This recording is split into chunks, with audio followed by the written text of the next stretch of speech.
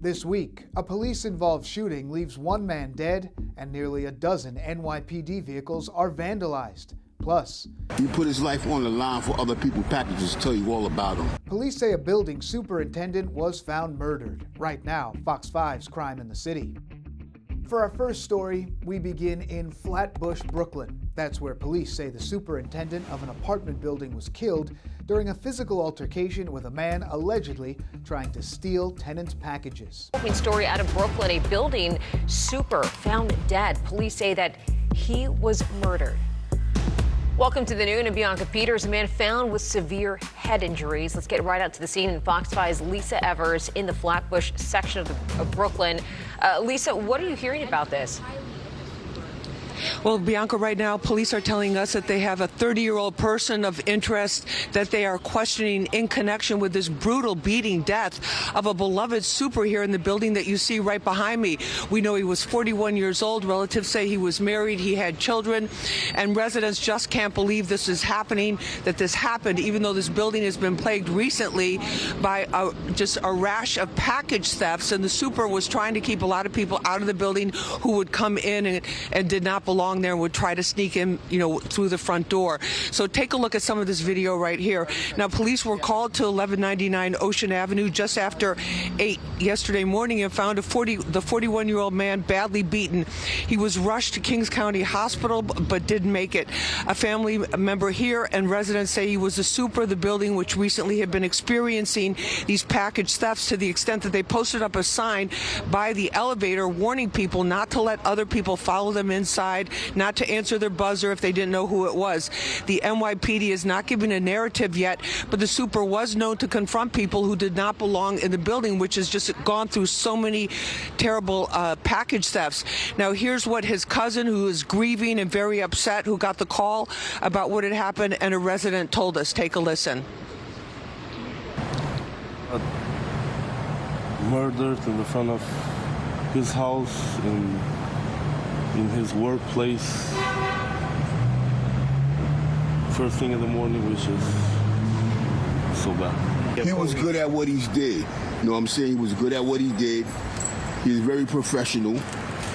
And just the fact that he put his life on the line for other people's packages. Tell you all about him. I got to go. Now, also, we asked the police about was there a weapon that was used in this. They have not said that.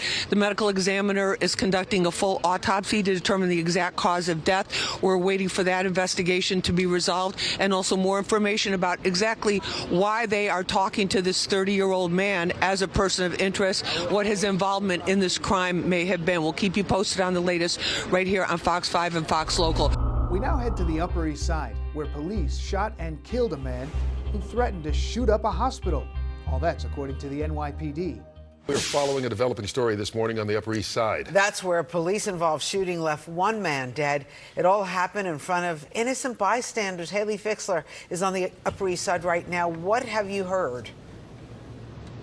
Good morning, Kurt, Rosanna. Well, not only did the shooting happen in front of people at this bus stop here behind me on Madison Avenue, but police also say the suspect pointed a gun at several people and then even threatened to shoot up a hospital. Here is what we know. This all started at a residential building on Madison Avenue around 7 o'clock last night. The suspect was first spotted in an elevator talking with another man when officials say without any warning, he pulled out a gun and pointed it at the man.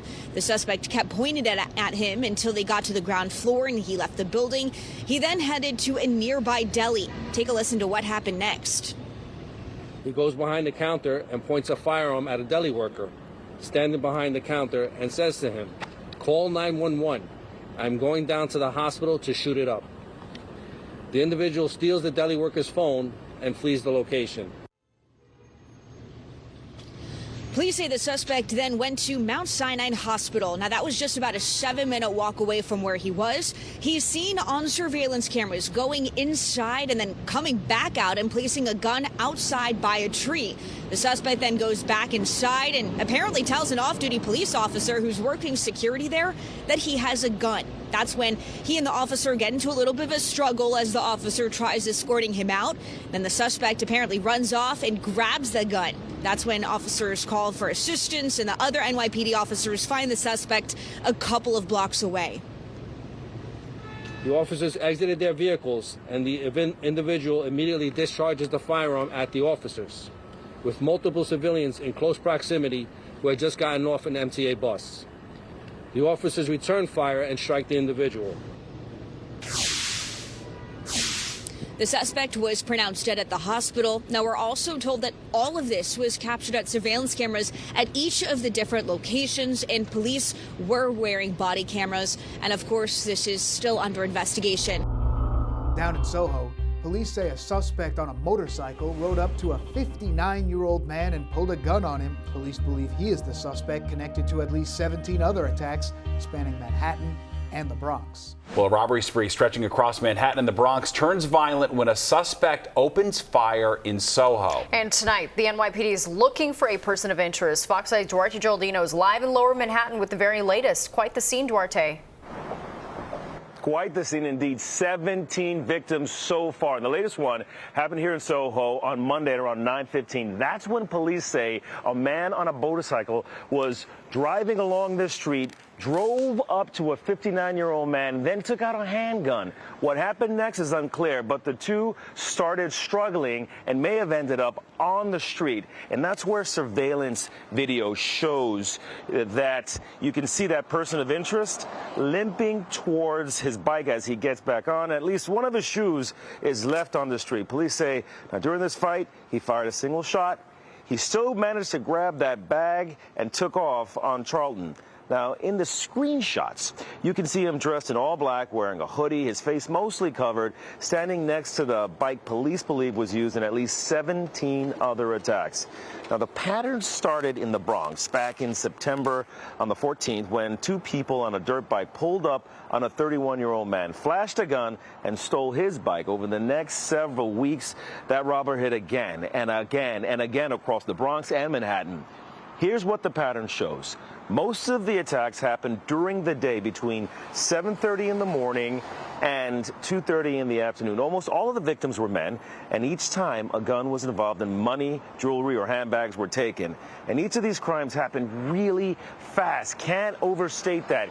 They're on a bike and they run. Take another look at this photo. Police say this is the person of interest. This is the person they want to talk to see if they can link all of these attacks that took place on a bicycle where they attacked someone and grabbed an item. Once again, police need your help to find the person of interest. Over in Jamaica, Queens, 11 NYPD vehicles, both marked and unmarked, were damaged. A person of interest has since been arrested in this case. We'll search for a suspect tonight after a dozen NYPD vehicles are discovered with their windows smashed in. All right, Fox 5 Sharon Crowley live in Jamaica, Queens with the details. Sharon.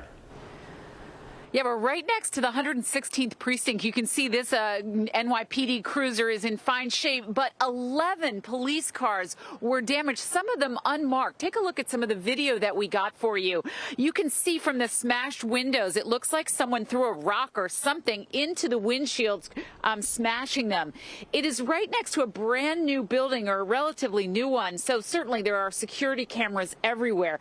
What's important to note is that nobody was injured. There were no police officers in the cars at the time this happening yesterday, just before midnight. Now, the cars were parked out here on the street, and tonight we saw a number of officers out here on foot patrol around the building here. And as I said, it's not clear what the motive was of this vandalism. And we checked with the police. We were trying to find out if they have any leads.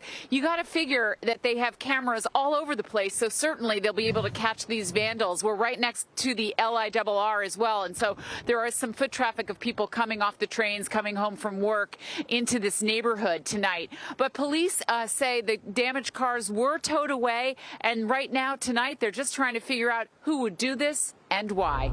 Up in Harlem, a woman is stabbed to death inside her apartment building. A Bronx man is now charged in this case. A Bronx man facing a murder charge tonight, accused of stabbing a woman to death inside a Harlem apartment building. Police arresting 41-year-old Luis Marquez. They say the attack happened early yesterday morning at a building on West 129th Street. Officers responding to a 911 call found the victim, 47-year-old Carmen Lopez, with stab wounds all over her body. Police say she lived in the building. And finally, we end in Brooklyn Federal Court, where Cleveland Guardians pitcher Luis Ortiz appeared this week.